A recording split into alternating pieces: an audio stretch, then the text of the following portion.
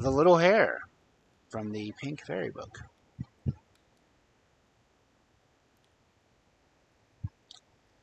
A long, long way off, in a land where water is very scarce, there lived a man and his wife and several children. One day the wife said to her husband, "I am pinning to have a liver for Nyamatsane for dinner."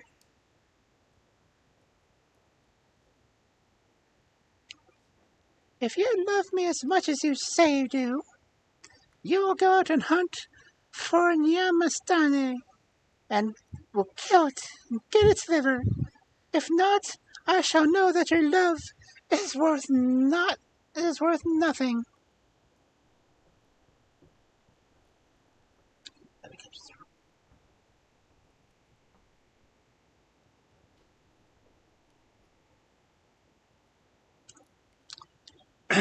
Anyway, "Bake some bread," was all her husband answered. "Then take the crust and put it in this little bag." The wife did as she was told, and when she had finished, she said to her husband, "The bag is all ready and quite full." Excuse me.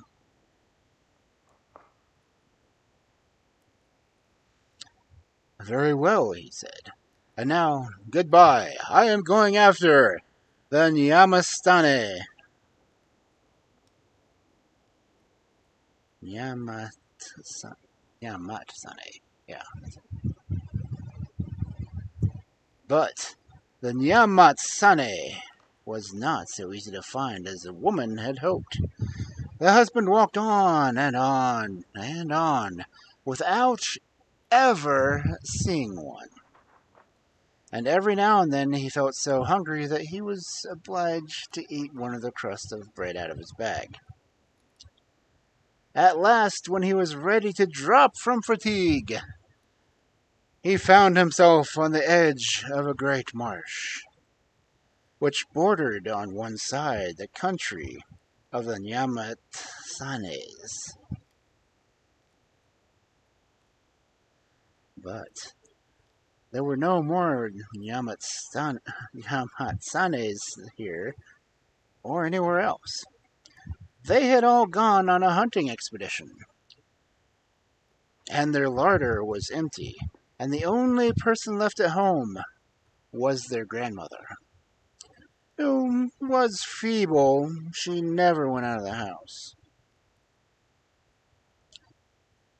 Our friend looked on this with a great piece of luck, and made haste to kill her before the others returned. Some old liver. And to take out her liver, after which he dressed himself in her skin as well as he could. He had scarcely done this when he heard a noise from the Nyamatsanes coming back to their grandmother, for they were very fond of her and never stayed away from her longer than they could help.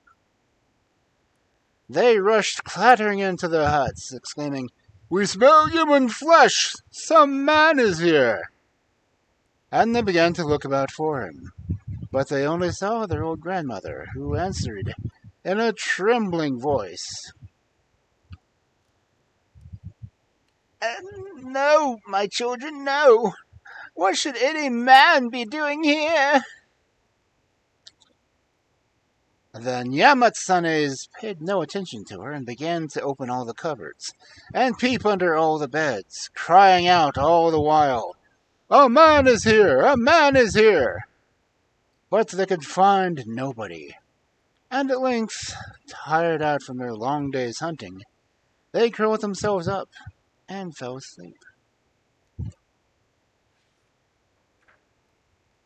The next morning they woke up quite refreshed, and made ready to start on another expedition. But as they did not feel happy about their grandmother, they said to her, "Grandmother, won't you come today and feed with us?" And they led their grandmother outside, and all of them began hungrily to eat pebbles. Our friend pretended to do the same, but in reality he slipped the stones into his pouch and swallowed the crusts of bread instead. However, the Nyamatsanes did not see this. They had no idea he was not really their grandmother. When they had eaten a great many pebbles, they thought they had done enough for the day, and they all went home together and curled themselves up to sleep. The next morning, when they woke, they said, "Let us go amuse ourselves by jumping over the ditch." And every time they cleared it with a bound. Then they begged their grandmother to jump over it too. And with a tumultuous effort, she managed to spring right over the other side. After this, they had no doubt of it being their true grandmother, and went off to their hunting, leaving our friend at home in the hut. As soon as they had gone out of sight, our hero made haste to the liver from the place where he had hid it, and threw off the skin of the old Nyamatsane and ran as hard as he could, only stopping to pick up a very brilliant and polished little stone, which he put in the bag by the side of the liver. Towards the evening, the Nyamatsanes came back to the hut full of anxiety to know their grandmother had not gone out during their absence. The first thing they saw on entering the door was her skin lying on the floor, and then they knew that they had been deceived, and they said to each other, "So we were right, after all. It was a human flesh we smelt." Then they stooped down to find traces of the man's footsteps, and when they had got them, they instantly set out in hot pursuit. Meanwhile, our friend had journeyed many miles and was beginning to feel quite safe and comfortable. When he happened to look around, he saw in the distance a thick cloud of dust moving rapidly. His heart stood still within him, and he said to himself, "I'm lost. It is the Nyamatsanes. They will tear me to pieces." Oh crap, I'm small. There we go.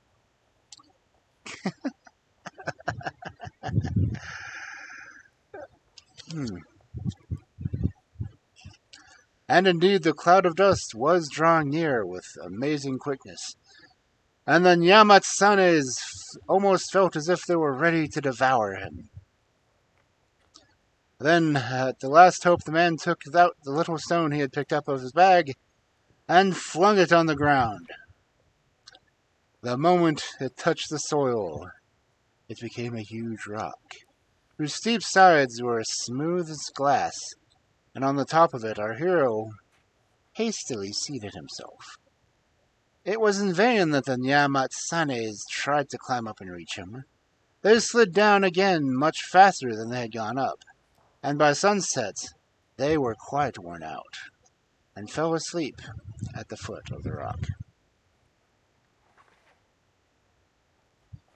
No sooner had the Nyamatsane tumbled off to sleep, the man stole softly down and fled away as fast as his legs could carry him. But by the time his enemies were awake, he was a very long way off.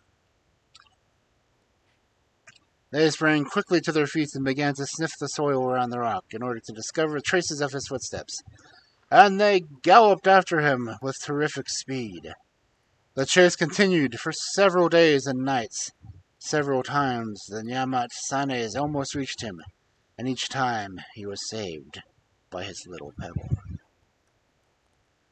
Between his fright and his hurry, he was almost dead of exhaustion when he reached his own village, where the Nyamatsanes could not follow him, because their enemies, the dogs, which swarmed over the roads.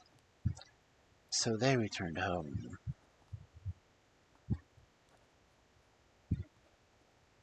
Then our friend staggered into his own hut and called to his wife, "Achoo! How tired I am! Give me something to drink, then go and get fuel to light a fire." So she did what she was bid. Then her husband took the Nyamatsane's liver from his pouch and said to her, There, I have brought you what you wanted, and now you know I truly love you.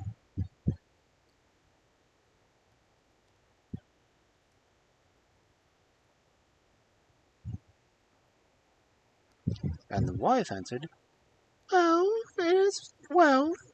Now go and take the children outside so that I may remain alone in the huts."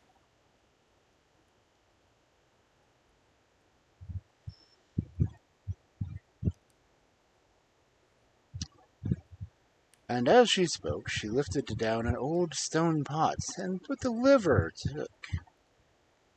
Her husband watched her for a moment, and then he said, "Be sure to eat it all yourself. Do not give a scrap to any of the children, but eat every morsel." So the woman took the liver and ate it all herself.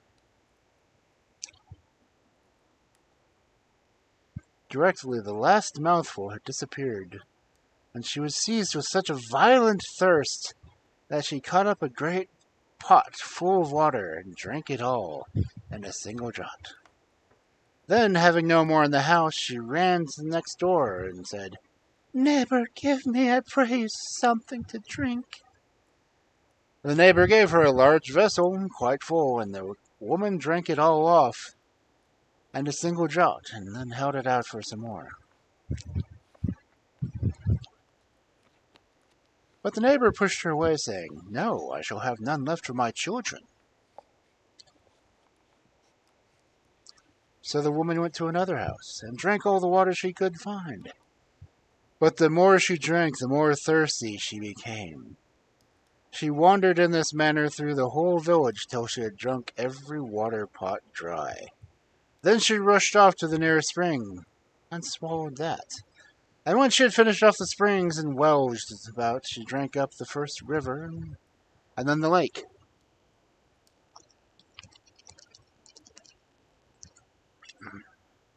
Making me thirsty. By this time she had drunk so much that she could not rise from the ground. In the evening, when it was time for the animals to have their drink before going to bed, they found the lake quite dry. And they had to make up their minds to be thirsty still while water flowed again and streams were full. Even then, for some time, the lake was very dirty. And the lion, as king of the beasts, commanded that no one should drink till it was quite clear again.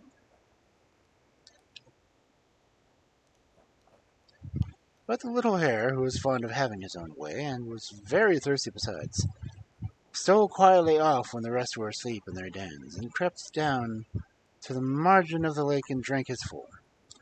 Then he smeared dirty water all over the rabbit's face and paws, so that it might look as if it were he who were disobeying the lion's orders. The next day, as soon as it was light, Big Lion marched straight for the lake, and all the other beasts followed him. It saw at once that the water had been troubled again, and was very angry. "Who has been drinking my water?" said he. And the little hare gave a jump, and pointing to the rabbit, he answered, "Look there, it must be he. Why, there's mud all over his face and paws."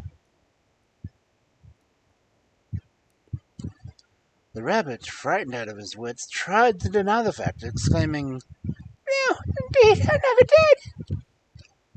But the lion would not listen, and commanded them to cane him with a birch rod. Damn.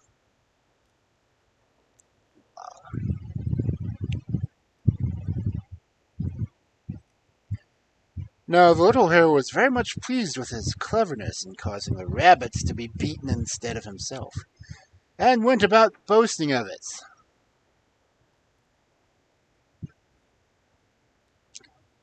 At last one of the other animals overheard him and called out, Little Hare, what is it that you are saying?"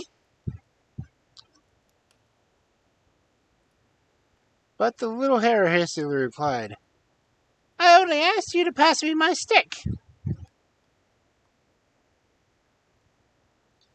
An hour or two later, thinking that no one was near him, he said to himself again, It was really I who drank up the water, but I made them think it was the rabbit.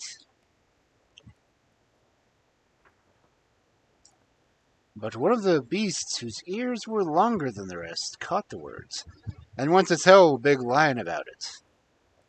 Do you hear what the little hare is saying? So Big Lion sent for the little hare and asked him what he meant by talking like that. The little hare saw that there was no use trying to hide it, so he answered pertly, It was I who drank the water, but I made them think it was the rabbit. Then he turned and ran as fast as he could, with all the other beasts pursuing after him.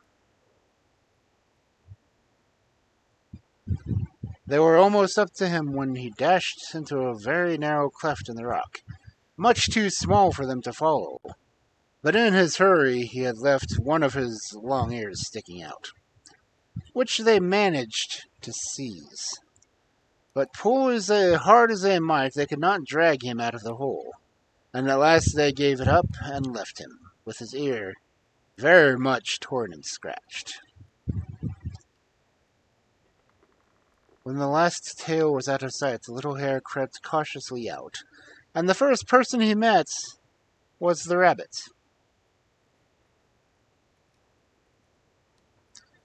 He had plenty of impudence, so he put a bold face on in the matter and said, Well, my good rabbit, you see I have had a beating as well as you.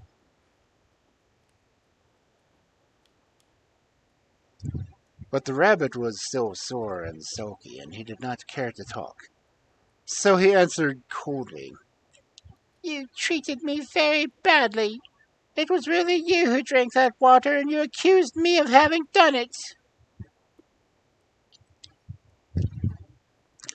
Oh, my good rabbit, never mind that. I've got such a wonderful secret to tell you. Do you know what it is to do to escape death? No, I don't. Well, we must begin by digging a hole. So they dug a hole, and the little hare said, Next thing to do is make a fire in the hole. So they set forth to collect wood and lit quite a large fire. When it was burning brightly, the little hare said to the rabbit, Rabbit, my friend, throw me into the fire, and when you hear my fur crackling and I call, Itchy, itchy, then be quick and pull me out.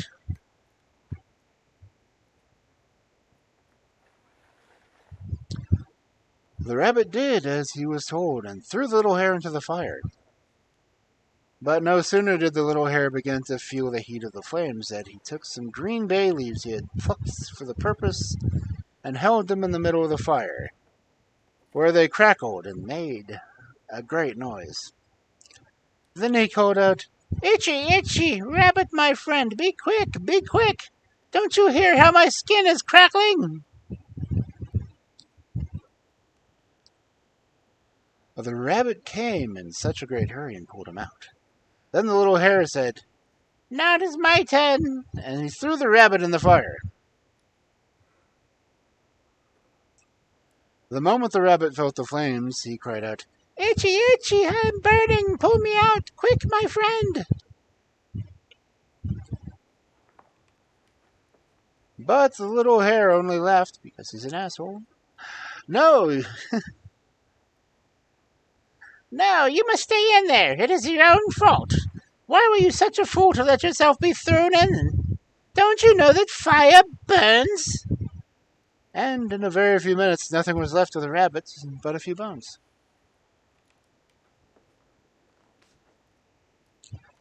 When the fire was quite out, the little hare went and picked up some of the bones and made a flute out of it, and it sang out, sang out the song.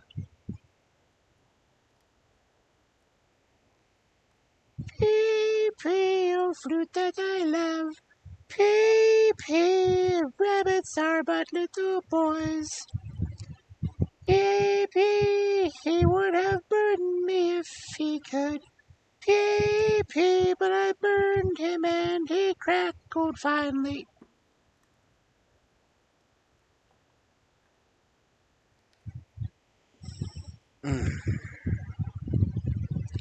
When he got tired of going through the world singing this, the little hare went back to his friends and entered the service of the big lion. One day he said to his master, "Grandfather, shall I show you a splendid way to kill game?"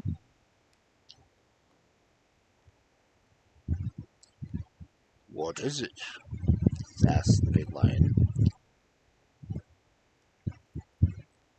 "We must dig a ditch, and then you must lie in it and pretend to be dead."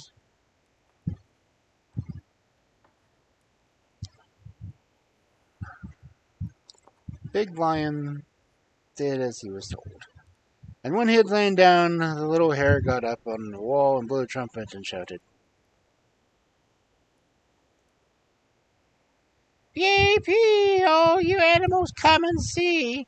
Big Lion is dead and now rest will be."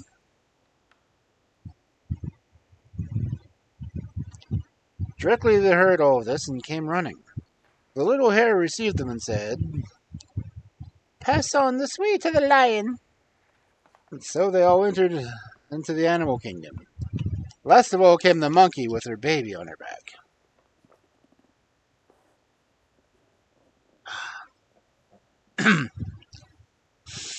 She approached the ditch and took a blade of grass and tickled Big Lion's nose. And his nostrils moved in spite of his efforts to keep them still. Then Monkey cried, "Come, my baby, come back, climb on my back and let us go. What sort of dead body is it that can still feel when it is tickled?"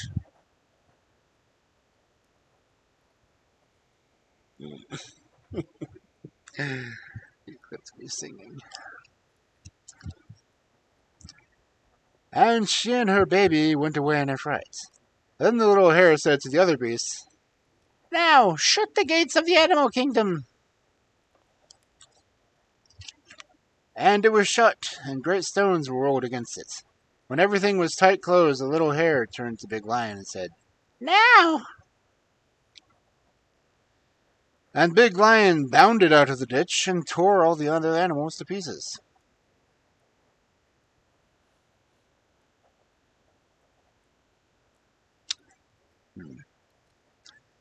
But Big Lion kept all the choice bits for himself, and only gave away a few little scraps that he did not care for eating. And the little hare grew very angry and determined to have his revenge.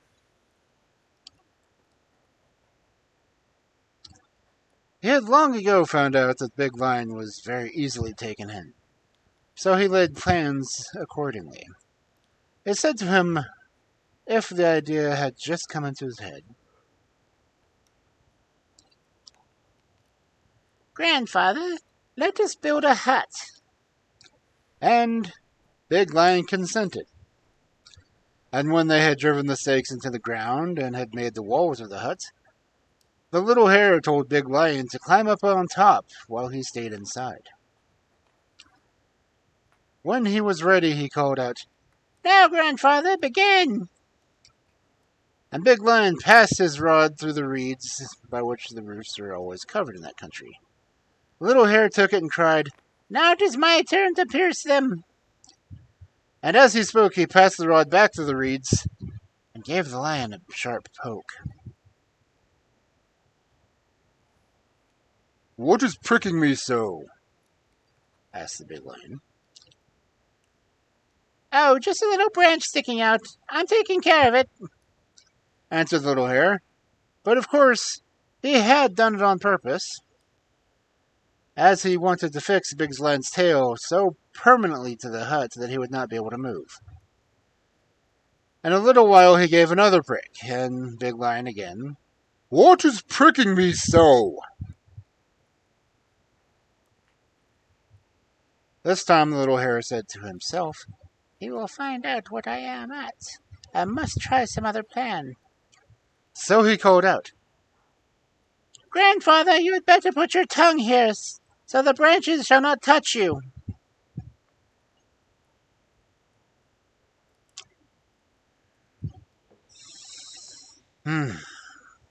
Big Lion did as he was bid, and the little hare held it tightly to the stakes of the wall. Then he went outside and shouted, "Grandfather, you can come down now." And Big Lion tried, but he could not move an inch. And then the little hare began quietly to eat Big Lion's dinner right before his eyes, paying no attention at all to his growls of rage. When he had quite done, he climbed up on the huts, and blowing his flute, he chanted, "Pee, pee, rain, fall rain and hail." And directly the sky was full of clouds. The thunder roared, and the huge hailstones whitened the roof of the hut. The little hare who had taken refuge within called out again, "Big Lion, be quick and come down and dine with me." But there was no answer, not even a growl, for the hailstones had killed Big Lion. The little hare enjoyed himself vastly for some time, living comfortably in the hut, with plenty of food to eat and no trouble at all getting in it. But one day a great wind arose, and flung down Big Lion's half-dried skin from the roof of the hut. The little hare bounded with terror at the noise, for he thought Big Lion must have come to life again.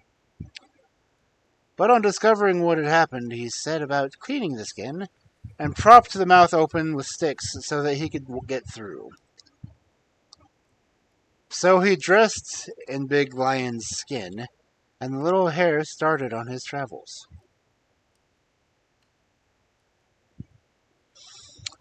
The first visit he paid was to the hyenas, who trembled at the sight of him, and whispered to each other, "How shall we escape this terrible beast?" Meanwhile, the little hare did not trouble himself about them, but just asked where the king of the hyenas lived, and made himself quite at home there. Each morning, the hyenas thought to himself, "Today he is certain to eat me."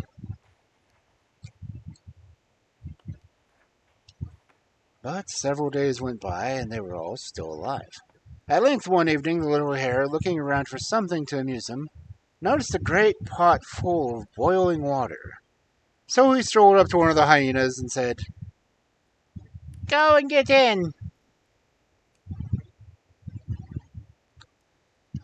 The hyena dared not disobey, and in a few minutes he was scalded to death.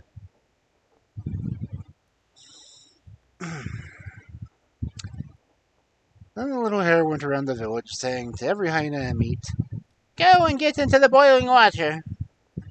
And so that in a little while there was hardly a male left in the village. One day all the hyenas that remained alive went out very early into the fields, leaving only one little daughter at home.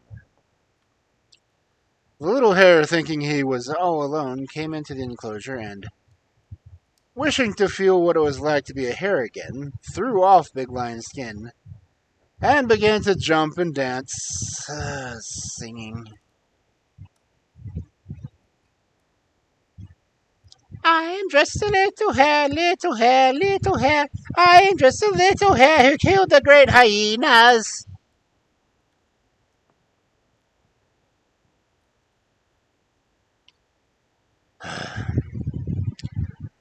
The little hyena gazed at him in surprise, saying to herself, "What? Was this the really little tiny beast who put together all of our best people?" When suddenly a gust of wind rustled the reeds that surrounded the enclosure, and the little hare, in a fright, hastily sprang back into the big lion's skin.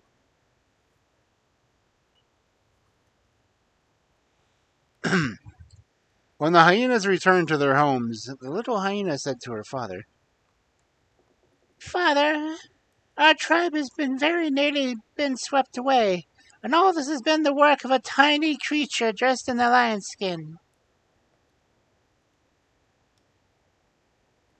The father did not know what to think, and told one of his friends, who said, "Tomorrow, we had better keep watch ourselves."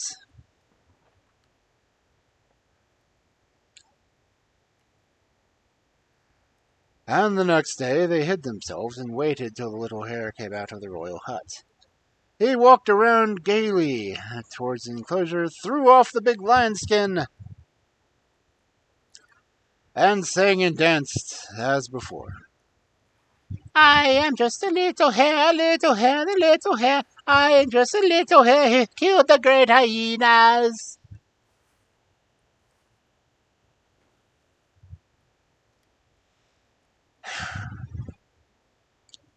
That night,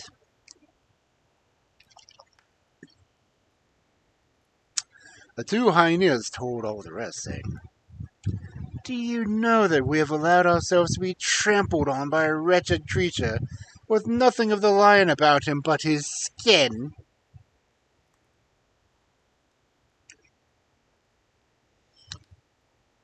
When supper was being cooked that evening, before they all went to bed, a little hare, looking fierce and terrible in the big lion skin, said as usual to one of the hyenas, "Go and get in the boiling water."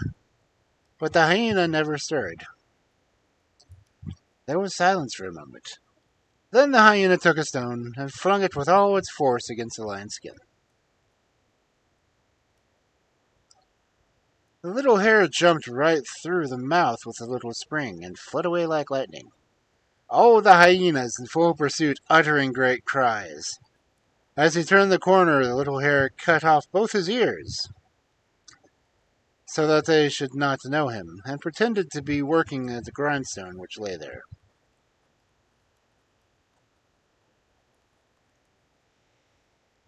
The hyena soon came up to him and said, "Tell me, friend, have you seen a little hare go by?"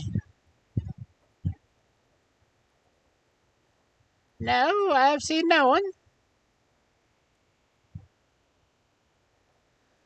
"Where can he be?" said the hyenas to another. "Of course, this creature is quite different, and not at all like the little hare." When they went on their way, but finding no traces of the little hare, they returned sadly to their village, saying, "To think we should have allowed ourselves to be swept away by a wretched creature like that."